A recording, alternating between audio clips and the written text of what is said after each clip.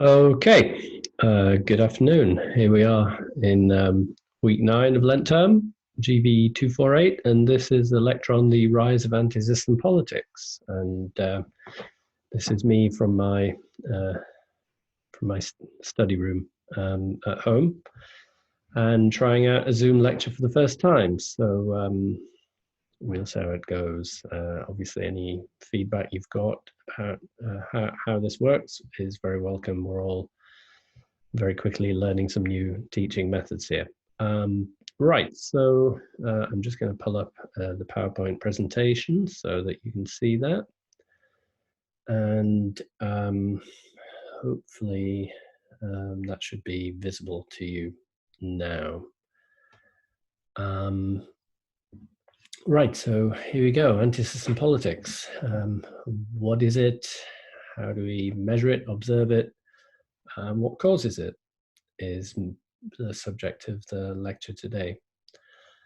So, as you can see from this first slide, a lot of what I'm going to talk about is based on a book that I'm just about to publish, and it's out shortly. There are readings on the reading list of parts of this research published in article form that I've put down as essential reading. And what I'm going to talk about today is based on the topic of this book, Anti-System Politics, Crisis of Market Liberalism in Rich Democracies. What is anti-system politics? Very basically, we're talking about the rise in political parties which are kind of places located outside the mainstream of politics, outside the establishment political parties. Usually we can identify them as being a little bit more to the right or a little bit more to the left of these mainstream parties, but there are a few complications that I'll talk about later. And we'll chart the rise of these parties, look at a few numbers on how much they've increased their vote share in recent times, and talk about why this is happening.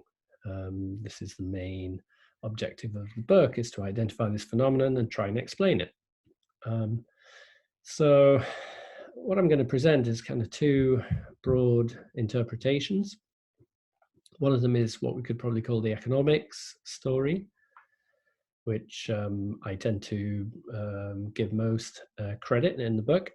And this is the idea that neoliberalism, which we've already talked about on this course, has generated kind of atmosphere of insecurity and inequality, which has brought as a consequence an increase in anti-system politics. So this is, and this is particularly exacerbated by the financial crisis of the late 2000s. We used to say the global financial crisis, but as you might have noticed, we're basically in the midst of another one, which in some ways could be even worse. So I'll have to specify it's the financial crisis of the late 2000s.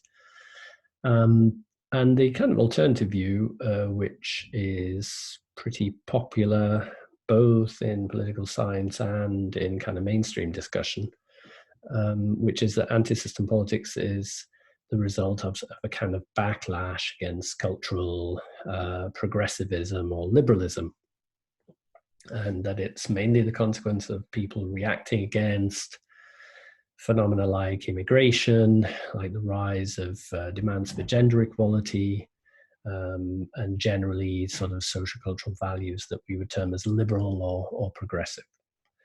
So although that's a little bit of an oversimplification of the main arguments about anti-system politics, it's helpful to frame it in terms of these two alternatives. So I guess the next point is to think a little bit more about what we actually mean by anti-system politics, try and conceptualize it. And the term is first coined in a kind of systematic way in the 1960s by Giovanni Sartori. Is a an Italian political scientist, very important figure in post-war political science. And he categorized parties as being anti-system when they tended to undermine the legitimacy of the regime or political system that they were opposing. So Sartori usually saw anti-system politics as being about the kind of two extreme wings of standard politics in Western democracies, and that was communism on the left. As an Italian who is aware that communism was a serious challenge to democratic capitalist systems, Italy had a very powerful communist party in the post-war period, but also it had a history of fascism. So on the other side of the political spectrum, the anti-system identity belonged to the fascist movement or post-fascist movement in the form of a party called the Italian Social Movement. And both of these parties, in different ways, were equally opposed to liberal democracy, if you like, and the capitalist democratic system. So this is where the anti-system term comes from. Obviously, with the fall of communism and the increasing distance between the current day and the politics of the 30s and 40s, we can no longer really talk about anti-system politics in exactly the same way, especially because the system has become something a bit different. So in the last decade, the system, rather than being liberal democracy broadly understood, we can think about as a particular form of economic governance based on a very technocratic type of politics, which tended to give a lot of power to unelected officials like central bankers, and which removed a lot of areas of economic policy making from political competition and contestation. So this is where this idea of a party system cartel emerges, whereby authors such as Peter Mayer, Mark Blyth, and Dick Katz argue that neoliberalism had become the only game in town, the only way of doing politics, and that any political movement that opposed that could be regarded as being an anti-system movement. So this is the way we're viewing anti-system politics, and in particular, it's worth noting that we're not using the term populism. We're not using this idea of anti-system politics being populism set against kind of liberal or mainstream politics for a number of reasons, to do with partly because of the normative connotations of populism, that very often it's seen as sort of being something bad by definition, but also because conceptually it's sometimes a bit confusing. And you could look at various authors who've discussed this concept, such as Cass Murder, William Riker, Jens Werner Müller, who've all proposed different understandings of populism, and when we have too many different definitions of a concept, it makes it really difficult to use it in political analysis. Briefly, what is populism, and why don't we want to use it here? Well, Cass Murder describes populism as being a thin ideology, so it doesn't really have very specific policy prescriptions. It's more the idea that populism is about representing the people, in particular a rather pure, uncorrupted understanding of the people, against the political establishment or elite, who are the exact opposite of this. They're rather venal, corrupt, and unrepresentative, only in it for themselves. This is a view which sees politics as about people trying to overturn elites and take power on behalf of the general interest or the public interest. Of course, in many ways, democracy is all about this. It's all about people trying to take control of political institutions. So in some ways, that's not a very helpful definition. But in terms of its positioning compared to some other concepts that have been used a lot to describe politics, Jens Werner Müller describes populism as opposed to elitism, but also opposed to pluralism. So the idea that his vision of populism is that populists tend to deny the fact that society is diverse, that there are different views, different opinions, and different ways of understanding what needs to be done. More recently, Rovira Kaltwasser and others have described it in a more simple way as simply a powerful sense of opposition to an establishment that remained entrenched, and a belief that democratic politics needed to be conducted differently and closer to the people, which is great, but probably doesn't take us very far. So for all these reasons, I think the term anti-system politics is more useful, doesn't have the normative connotations to get us into arguments that we don't want to get into, and it's fairly precise. What is the system that anti-system politics rails against? Well, one way of understanding that is that this system was a kind of oligopoly or cartel in which political parties, rather than really competing about the big policy decisions, ultimately converged around a particular view of politics, which was quite restrictive and quite limited, and which kind of cut off the people from any direct say in decision making. So this coincides with the neoliberal term of the 1980s, which we've talked about before when talking about inequality, and coincides with the process of what Katz and Mayer, Peter Mayer and Dick Katz, in their 1995 article, and Peter Mayer wrote a subsequent book about that, Ruling the Void, which is a really, really important analysis of contemporary politics. They described this as cartelization. The political parties were forming a kind of cartel. They weren't really competing anymore. They were rather colluding to maintain their positions as political elites, and pretty much neglecting the connection with the people.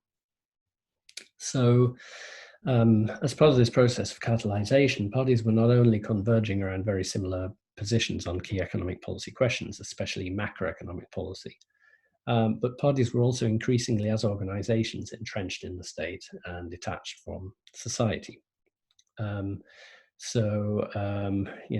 This cutting people out of politics, cutting the voters out of decision making, corresponded to a shifting of power away from elected politicians, away from the public sphere, towards the kind of closed rooms of non-elected or non-majoritarian institutions like central banks, for example, or regulatory authorities. And of course, the European Union is often seen as a very good example of this. The European Commission, which is largely not a directly elected body itself, and ends up making very major decisions, especially about regulations, but also increasingly about macroeconomic policy too. And this is kind of taken out of the cut and thrust of everyday party politics. This sort of, in some ways, hollows out democracy, in Peter Mayer's words. Just some evidence of this. What we do see over the post-war period, if we look at where political parties stand and where the kind of traditional mainstream political parties stand in, and this data here is averaged over Western European countries over the period 1945 to 2017, political parties have tended to sort of grow closer together, and in particularly grow closer together on questions of economic policy. So the chart you can see here simply measures the average positions of political parties of the four major party families that have dominated Western politics in the post-war period: Social Democrats, Liberals, Christian Democrats, and Conservatives. And you can see that there was rather a big divergence on economic policy between socialists and everyone else in the initial post-war period. And that starts to narrow, especially in the 1980s, still more in the early 2000s. When we get even to the 2010s, the gaps between parties are really not that great anymore, which kind of suggests that it doesn't really matter who's in office, you're going to get the same kind of politics. So we can represent that in a slightly more sophisticated way by looking at data from expert surveys, which are um, which generate party positions across two-dimensional space. And this chart here places all of the kind of what we could categorize as mainstream or cartel or establishment parties in European democracies on the left-hand side of the chart, and on the right, we put the populist or anti-system parties. And you can see that we have two dimensions of policy here. Along the horizontal axis, we've got economic policy positions from left to right. And on the vertical axis, we have positions on the kind of social cultural dimension from left to right. And you can see that cartel parties tend to kind of converge around a centrist position on both economic and social policies, tending a little bit to the left on social policy, perhaps, whereas anti-system parties tend to occupy spaces outside that central position. So either on the right, towards the top of the right-hand chart there, or on the left towards the bottom left corner of that chart.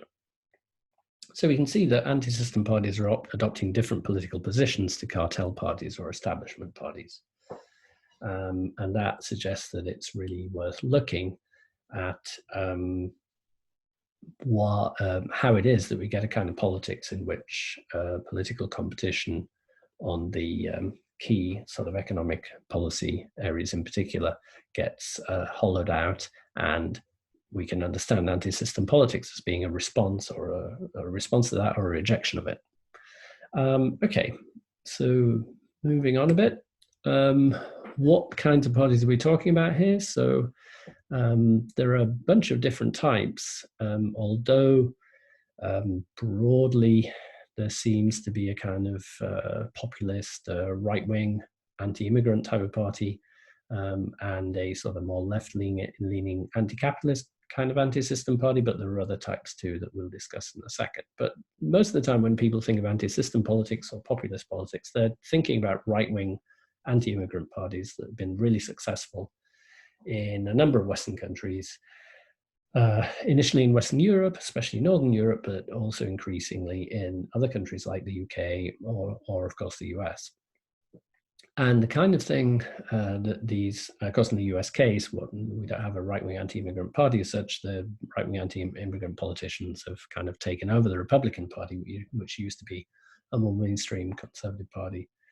And you may, more controversially, want to make the same kind of argument for the UK, with UKIP increasingly dragging, and after the UKIP, the Brexit Party dragging the Conservative Party into more right-wing positions. So the kind of policies that these parties or these politicians espouse are based very often on an appeal to economic protectionism, both in terms of the labor market. So they object to migration, not only for sociocultural reasons, but also because that large-scale migration is perceived as being a threat to the labor market position of native workers, if you want to put it that way. But also very often these parties are opposed to trade liberalization. They are worried that globalization and the removal of trade barriers has made it hard for workers in Western countries to compete with workers in low-wage countries, especially in Asia. So that's the economic side of their story. They're often also Islamophobic. There's very often sort of rhetoric about immigration, but also particularly Muslim immigration. And very often they are Eurosceptic too. On kind of social cultural issues, these parties adopt very nationalist positions and often quite right-wing authoritarian positions on things like gender equality, LGBT rights, environmentalism, and so on. And these parties very often appeal a lot to a social base of older, often male, certainly usually less educated voters, very often in sort of small centers, small towns or rural areas, and in economically depressed regions. And they seem to do particularly well in those kind of regions in the richer countries of Northern Europe. which we're going to come back to a bit later. Now, a lot of the time people have described anti-system politics as being basically about these right-wing anti-immigrant parties, but we've seen that in many countries, left-wing anti-austerity or anti-capitalist parties have been just as important. So these parties are relatively unconcerned with immigration. In fact, they may celebrate and encourage it.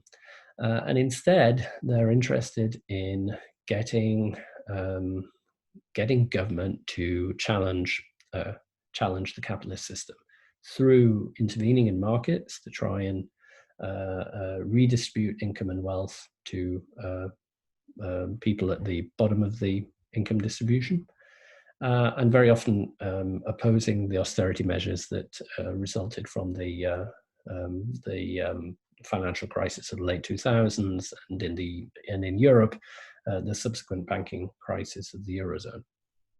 So these parties actually, despite their opposition to European Union macroeconomic policies, they're often pro-European in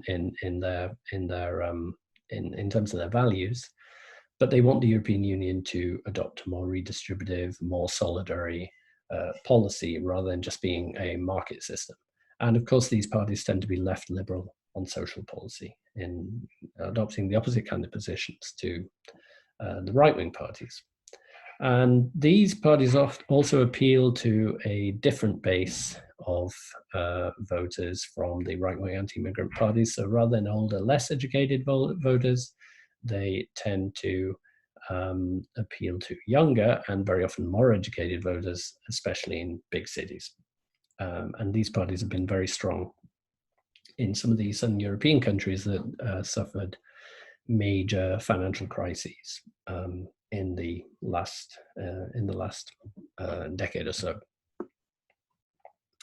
There are a couple of other types which are sort of a little bit less prominent, but in some countries, a lot of parties representing particular territories within multinational states that have been arguing to secede from those states. So we're talking about places like Scotland, Catalonia in particular, the north of Italy, the Basque Country, and so on. These parties usually don't adopt, they may self-describe as nationalists, but they don't adopt the kind of anti-migrant, xenophobic positions or socially authoritarian positions that we're used to seeing in the right-wing anti-system parties.